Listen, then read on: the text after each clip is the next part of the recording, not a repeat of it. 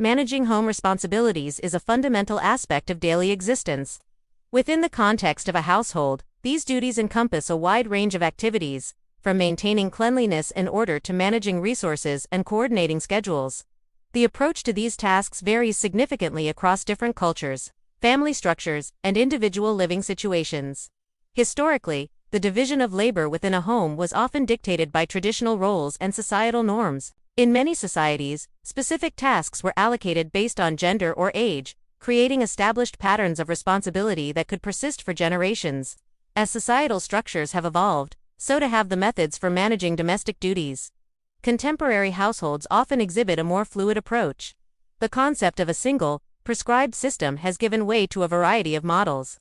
Influenced by factors such as employment schedules, personal skills, and shared living agreements. For instance, in some homes, responsibilities are divided based on individual preference or aptitude. One person might handle cooking and meal planning, while another takes on cleaning and home maintenance. This specialization allows individuals to focus on tasks they are more efficient at or find less burdensome. Another observed model involves a rotational system, where tasks are cycled among household members on a weekly or monthly basis. This method is sometimes used to distribute less desirable chores more evenly, ensuring that no single person is permanently assigned the most strenuous or repetitive duties. The rotation can be tracked using simple tools like a whiteboard or a shared digital calendar, which serves as a neutral record of the schedule. This approach emphasizes shared contribution and can adapt to changing availability among members of the household. In other settings, a more collaborative, team-based approach is common. Instead of assigning individual tasks, household members work together on larger projects, such as a deep clean of the living space or seasonal yard work. This method often relies on spontaneous cooperation rather than a rigid structure. The completion of tasks is driven by a collective understanding of what needs to be done, and individuals contribute as they are able. This can foster a sense of shared ownership over the home environment. The use of schedules and lists is another prevalent strategy. Some households find it beneficial to create detailed plans outlining daily, weekly, and monthly tasks. This can provide clarity and reduce ambiguity about what needs to be accomplished and when. These lists can range from simple handwritten notes on a refrigerator to complex spreadsheets or project management applications. The primary function of such tools is to externalize the mental load of remembering numerous responsibilities, providing a visual reference for all occupants. This method is not about enforcing compliance, but rather about creating a shared information source. The concept of task batching is also observed in home management. This involves grouping similar chores together and completing them in a single, dedicated block of time.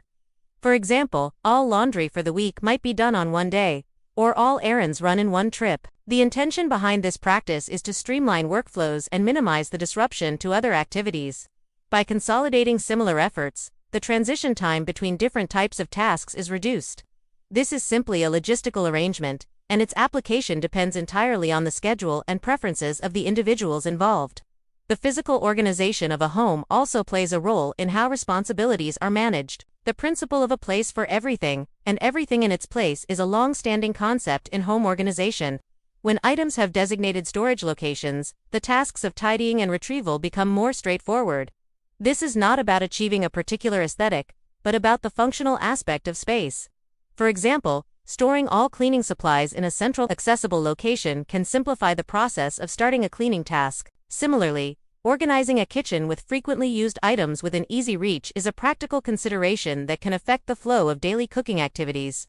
The layout of a living space can influence the effort required for its upkeep.